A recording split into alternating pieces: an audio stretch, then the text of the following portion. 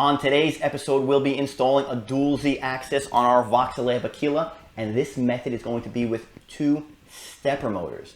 First thing we're going to do, we're going to talk about what this modification might provide you with, and then we're going to go ahead and install it, and then after that, we'll talk about a few other ways we can modify our Z axis, because this is really chapter 1 in a series where we modify our Z axis 3 different ways. And here we go.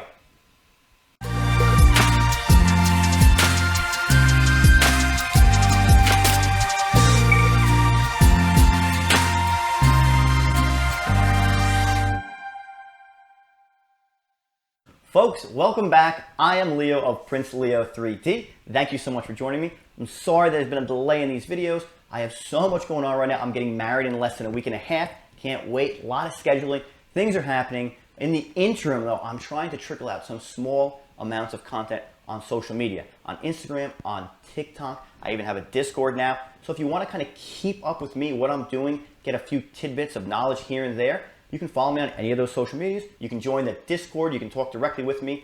And this way, it kind of bridges the gaps between these longer videos. So there's always something going on, always something to be learned from these 3D printers. Now, like I said, today is chapter 1 in a 3-chapter series where we'll be installing a Dual Z axis. Today's episode is going to be involving 2 stepper motors.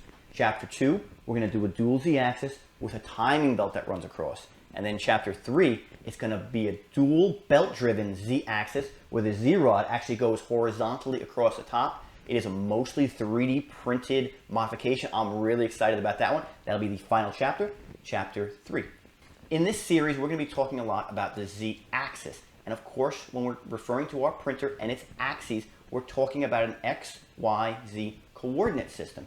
X is the left and right movement of our print head. Y is the back and forth movement of our bed, and Z is the up and down or the vertical movement of our print head and the accompanying X axes. Now, the way our printers move that print head up and down is by utilizing a Z rod and a stepper motor. So right here we have a side profile of our printer. This is the Z rod and this is the Z stepper motor. Now, you might have heard this rod called a number of things: a Z rod, a threaded rod, a T-type screw, a lead screw. They all mean the same thing, and in this video series, I'm going to be referring to it as a Z rod just for uniformity. When we want our print head to move up or down, this stepper motor here will rotate. The Z rod is attached through this coupler, and when the axle of the stepper motor rotates, the Z rod will also rotate. This brass colored piece right here that's attached to the X axis is threaded, and when this threaded Z rod spins, that threaded coupler will walk its way either up or down. So it's the rotation of the Z rod that's moving our axis up and down. Really cool way to engineer this sort of movement. However, it does have its complications. Now, the stock Aquila, this is an Aquila S2, this is just a base Aquila. They all come with a single Z rod and single Z stepper motor. What does that mean for us? Well, that means that the X axis that is moving up and down is braced primarily on the side closer to that Z rod. As this print head moves further away from the Z rod side or the stabilized side, this axis is becoming less and less stable. Now, while printing, of course, the print head's going to be all over the axis, all over the print volume. And what that means for us is when this print head is over here, further away from that single Z rod, it's possible the axis can sag or dip because the brace is all the way over here. It's so far away. It's not as stable on the opposite side. Now, that dipping and sagging might not be a lot of movement, but it doesn't have to be. Just remember, we operate with really small layer heights. I would say the average layer height probably 0.16 to 0.28 millimeters. So if there is any movement in this X axis on the non-Z rod side, which is possible, you might have print artifacts or print malfunctions on that far side of the bed. Now, me personally, I've never had too many artifacts or issues with our printers set up this way. I will say though, with this Voxelab Aquila S2, when I installed the BL Touch and it did its probing routine across the entirety of the bed, this far side, this unsupported non-Z rod side of the bed had a really bad deviation running all the way from the top to the bottom, and it was uniform. What I had to do was move the print head further away in order to get a good probing grid. So to me, that meant one thing. I was getting some sag in this Aquila S2. Why is that? Well, our base Aquila is a Bowden style 3D printer. Cold end of the extruder sits here, and then it's attached with a Bowden tube to the hot end. The Aquila S2 is a direct extruder. That means the cold end and accompanying stepper motor are sitting right on top of this hot end. That's added weight to our print head. So if there's going to be any sagging on this non-Z-rodded side, it's going to occur with a direct extruder because there's more weight on this axis. Here's a quick example. Picture a diving board. If you were to first walk onto a diving board right above the struts and jump, it's very stable, it's very rigid. If you jumped right then, you'd get very little bounce. But now walk out to the end of the diving board. It flexes, it bends. If you were to jump then, you would get a lot of bounce and a lot of movement. That's because the support or the strut is on the far side, and that's a similar setup to our 3D printer.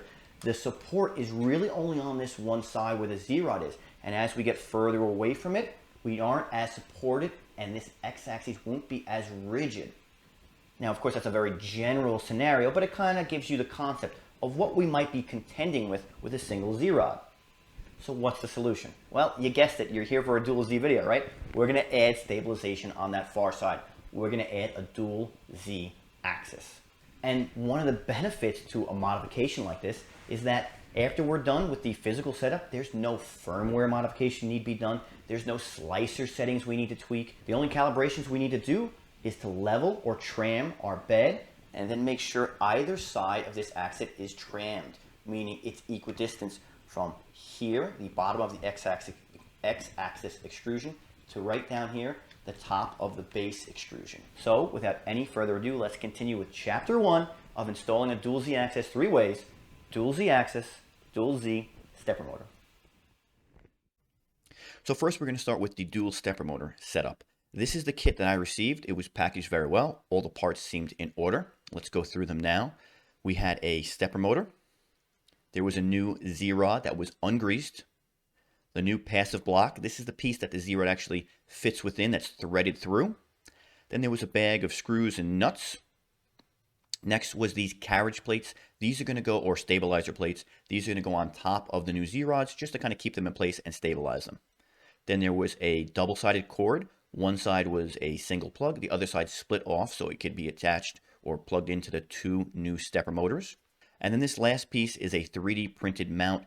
This kit was made for an Ender 3 Pro. So on that model, the power supply is mounted behind where the new stepper motor is going to go. It would have to be moved, and that's what this part is for. We are going to not use it whatsoever. Now, the first thing we're going to do is set up our new stepper motor with the coupler on top. And there is a specific way we want to do this. Now, right here, we're taking a look at the coupler, and you'll see there's sort of an upper and lower chamber, and there's a seam that runs across the middle. We want to make sure that the stepper motor shaft stays within the lower chamber and the Z-rod fits within the upper. We do not want these two to touch. If they do, they can impart vibrations to the Z-rod, and then that can be imparted to our model. Now, you'll see right here, this is the midpoint on the inside of the coupler. That's what our Z-rod is going to rest or sit against. So the stepper motor shaft has to be below that. And you'll see the shaft of that stepper motor is well below that midpoint. The next step is to attach the bracket that is going to hold our stepper motor against the extrusion. Now, the way I have attached this bracket, it's almost a mirror copy of the original stepper motor, and it has the plug facing backwards. If for some reason the cable that came with your kit is very short to connect the two stepper motors, you can orient this stepper motor so that the plug is facing the original stepper motor. This should give you a few more millimeters of room, and the cable should have an easier time reaching the expanse between the two stepper motors. If you wanted to orient it in such a way, you would just attach the bracket to these two screw holes on top of the stepper motor. Next, we're going to attach the stepper motor to our printer, and we're going to do it using these T-nuts. Now, I found the best way to use these is to unscrew the T-nuts almost completely, so when they go into the extrusion, they have room to spin and grab that extrusion. If these T-nuts are too tightened onto the screws, they won't have a chance to rotate and grab that extrusion. Now, you don't need to completely snug this up. We're going to be making some adjustments further down the line when we eventually put the Z-rod in. So for now, just get it stable enough so it's not wiggling all over the place. The next step is to install the new passive block. This is where the Z-rod will be threaded through. In order to do so, we need to remove the wheels that are on the original passive block, add spacers, and then reattach them. Now, these are the 3 wheels we will be removing. The 2 wheels right here are able to be removed as the printer stands. This third wheel, however, has the screw buried behind it between the extrusion, and it's inaccessible. In order to get access to it, we need to remove these 2 screws and shift the passive block up and then access that screw. However, you might have to remove the plate entirely, as I did.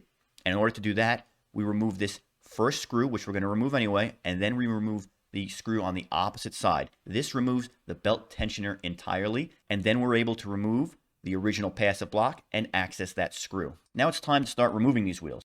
We're going to use the tools that came with our printer. That small spanner wrench is going to go on the nut, and then we're going to use an Allen key to loosen the wheel from the other side.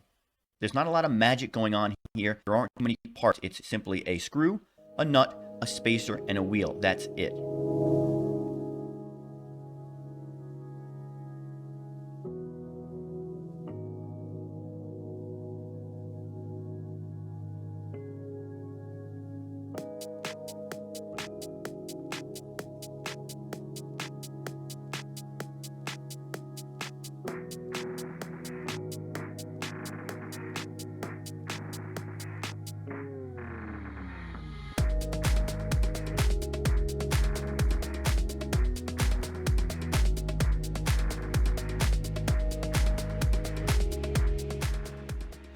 After the top one is removed, we're going to move on to the bottom one, and we're going to do the same exact thing. Stabilize the nut with the spanner wrench, and then we're going to loosen the other side with the Allen key.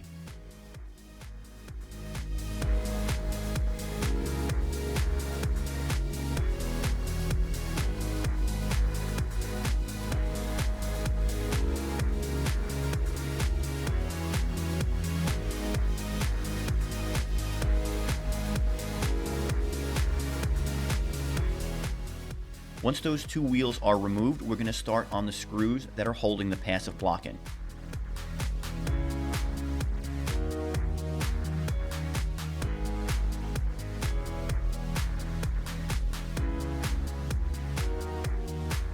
Now you'll see I remove the first screw and I start trying to move the passive block, and it's not budging at all. So I move on to the next one.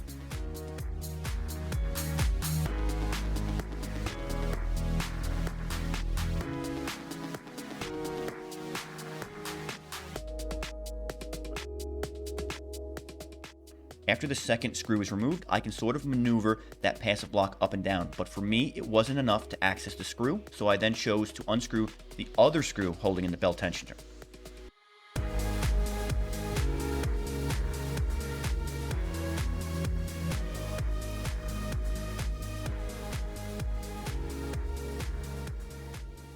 After that, I was able to fully remove the stock passive block and access the screws to that last wheel.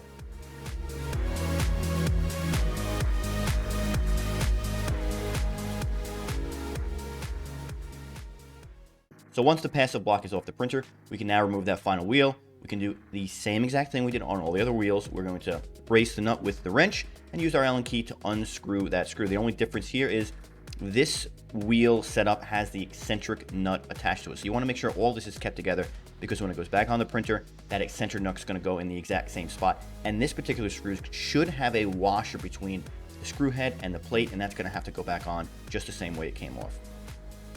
Now that the passive block has been stripped entirely, it's time to turn it back around and attach the one that came with our kit. First thing I do is I line everything up, make sure that I'm putting it on properly. Here is the screw that's going to go into the old passive block. It's going to have a washer on it, or at least it should. That goes in through the back end of the passive block, and then the eccentric nut is going to be placed on top of that first. That's the first thing to go on here. Now the eccentric nut has a rim on either side. There's a larger rim, and that's what's going to go in towards that passive block, and it's almost going to sit right inside it. If you have the wrong side round, it won't push in, it won't sit properly. It's very obvious to tell. After that, the wheel, and then we're going to put a spacer on now. That should have came in your kit. We put the new passive block on top of that, and we tighten it all up.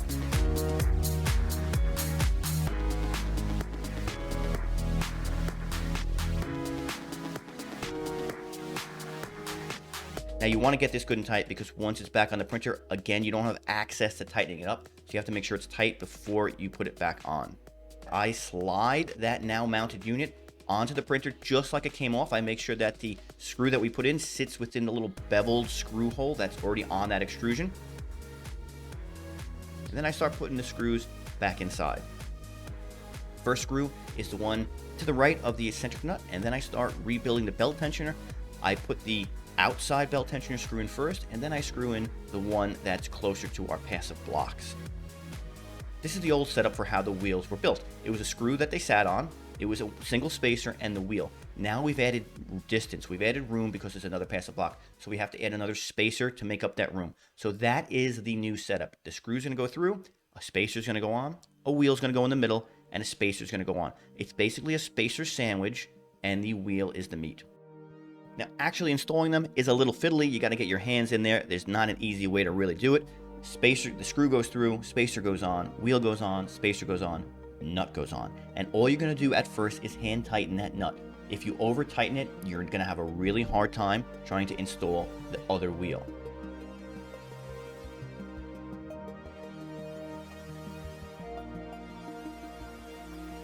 I do the top wheel first, then I move to the bottom and I start on that wheel.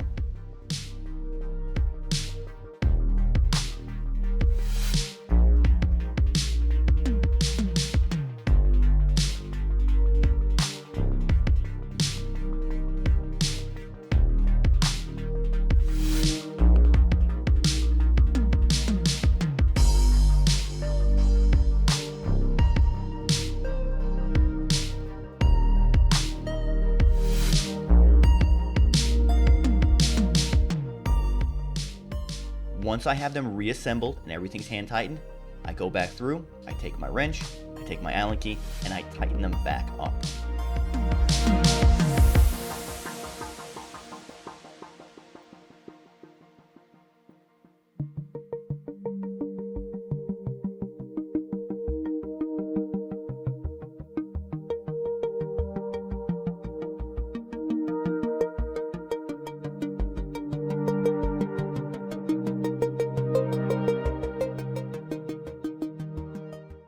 Now the next thing we're going to do is install these stabilizer boxes. They're going to go on top of both of our new Z screws and just stabilize their rotation. They're a pretty basic item. It's a plastic box with a bearing inside. That's it. However, when I removed the bearing out of one of them, I wanted to check how it fit my old Z-Rod, and it did not fit it well. My old Z-Rod that came stock with my printer did not let the bearing go on it whatsoever. The new Z-Rod that came with this, the bearing slipped right down and went through the entire length with ease. That kind of gave me pause. It made me think that I have two different Z-Rods here. The pitch and the lead might be different. The thickness is certainly different. So I was worried that I'm going to have two Z-Rods of different pitch or lead, and they're going to be moving or spinning or rotating at different lengths, and I'm going to have a really bad experience. So what I did was I removed my old original Z-Rod. I replaced it with the new Z-Rod, the one that came with the kit. Now, this is all just for my scenario because I noticed the Z-Rods weren't identical. After I installed the kit's Z-Rod on my machine, I ran it through the Z-axis, the vertical axis again, at about 10 millimeters at a time.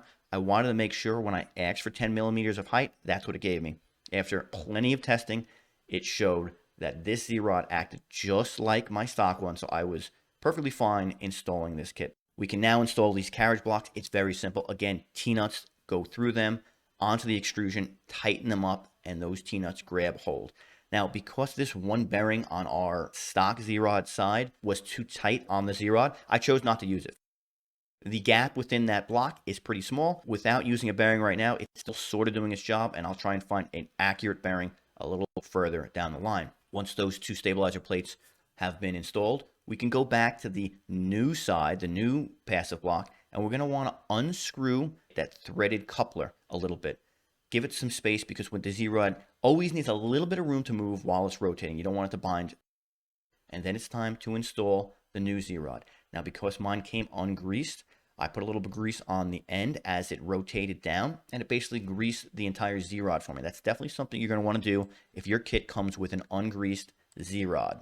Now, when we install this new Z-Rod, we're sort of lining up things. The stabilizer plate at top, that's the first thing we're going to line up. That needs to be completely straight. We put our Z-Rod in, and then we can move it in position and then tighten it up fully.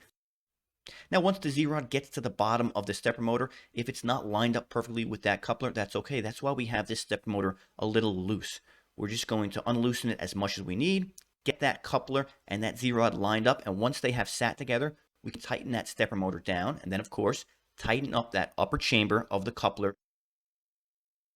After the Z-rod is sitting in the coupler, everything's tightened down, we look to the eccentric nut. Tighten that thing up. We want to make sure that it's tight enough against the extrusion that if you were to try and spin it with your hand, you could with force, but it's not free spinning. After that, we can use the coupler just to kind of spin it a few times and bring the x-axis through the vertical range. Make sure nothing is binding, make sure nothing is sticking. And now it's on to the electrics. And on my machine, it was really simple. The wire that came with my kit attached to the already present Z wire going into the original stepper motor. I was able to just unplug that stepper motor, plug my wire in, and then that wire split off into 2 separate plugs, and I plugged each of those into the stepper motors. That was it. I didn't even need to open up my main board. I didn't need to make any connections in there. Very simple, and a lot of these kits are having that. Now, if the kit you receive has a cable that needs to be plugged into the main board, that's not an issue. I'm going to show you how to do that now. At the base of the printer, there's a screw on top that needs removed. Then we could spin it upside down. And there's 3 more screws that need to be removed so we can access the main board. Now, when you do remove these screws, watch out. There is a fan that is attached to this cover. Once exposed at the top of that main board, just as I'm showing here, there's going to be 4 plugs, and each of them has an axis marked next to it, X, Y, Z, and E. X, Y, Z are our coordinates. E is the extruder. Now, the one that we have pictured here, next to the Z, obviously, and that's where we want to plug it in. We unplug whatever's plugged there. That would be attached to our original stepper motor. And now we plug in the cable that came into our kit.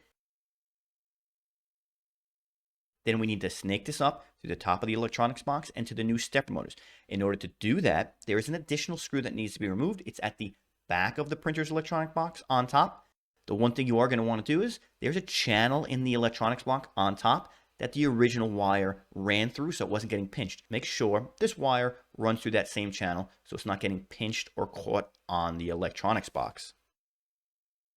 After the electronics have been plugged in, very simple, we turn our machine back on and we make sure everything's working. There's no firmware update that needs to be made. There's nothing else that needs to be added to this printer once we have physically hooked up the electronics and the actual new stepper motor. I auto home my machine and already I can see both stepper motors are working. The Z-axis is come alive.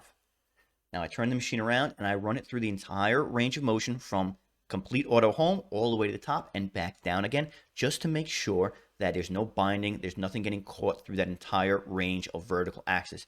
Now that everything is working properly, nothing is binding, we're almost finished, but there's one more extremely important aspect, and that's making sure that the left side of our x-axis gantry and the right side are equidistant, are the same distance from the base of the extrusion. Now what you need to find is something that is identical height or almost identical height. I have these 2 markers, they are nearly the same height.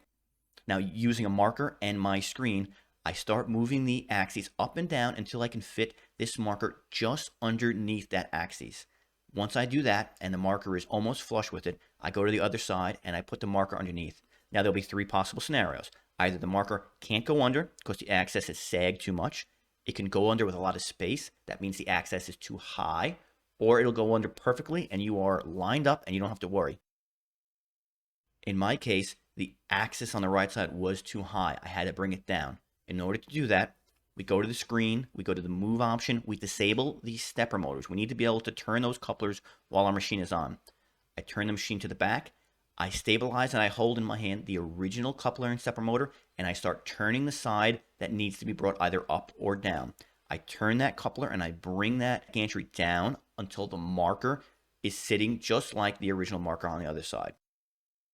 After that, I go to the screen and I move the axes up, only about 1 millimeter or so. All we're doing is re-engaging those stepper motors so that a calibration, that adjustment we just made, takes. For me, after I calibrated it like that once, I was done. It was perfect, but it's possible. You may have to do this a few more times just to get it right because you need these axes. You need the sides of this x-axis to be equal on both sides, or else you could run into print issues down the line. After that, we need to re-level our bed and readjust our Z offset because we messed with the vertical height. All those things need to be recalibrated. We can start printing again. And as you can see, I did 2 calibration cubes and they both came out flawlessly.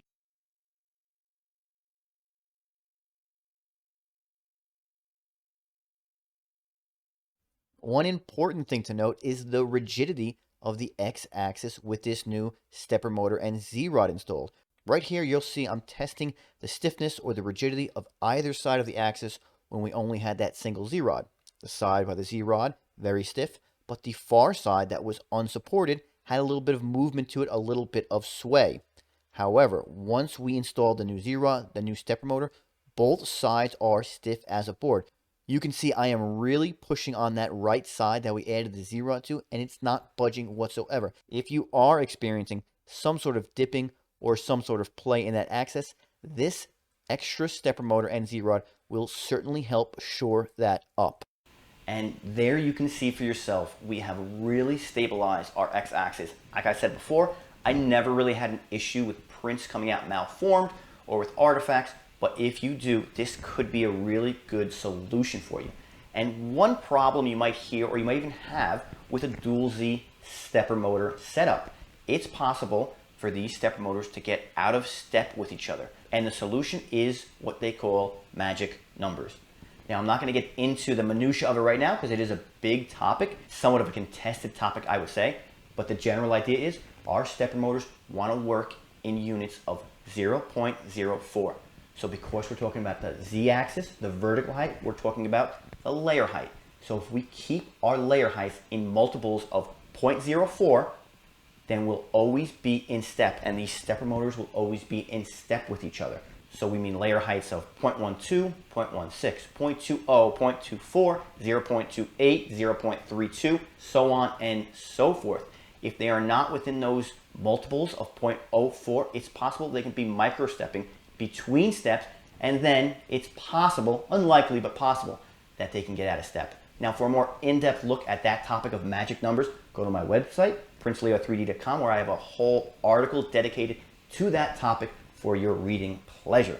Thank you all for watching the video. If it helped you, if you liked it, please hit the like little thumbs up button. It definitely helps get this information out to more people. If you are interested in the other two chapters, timing belt dual Z-axis and dual belt driven Z-axis, please subscribe to the channel. You will get notified when those videos come out. They are mostly done filming. Got to do a little editing, but like I said, getting married less than a week and a half, honeymoon after that, so it might be some time. So please keep up with my social media. I am going to be putting out small bits of information, things I'm doing, prints that are going on, stuff going on in my Etsy shop as well. So if you're interested in trying to get your own shop going, be more than happy to help anyone. Join the Discord. We talk every day, always helping people with prints. They're always helping me. So I thank you all who have done that and are contributing to the Prince Leo 3D community and the overall 3D printing community in general. Now, until next time, boys, girls, everyone else, keep on printing.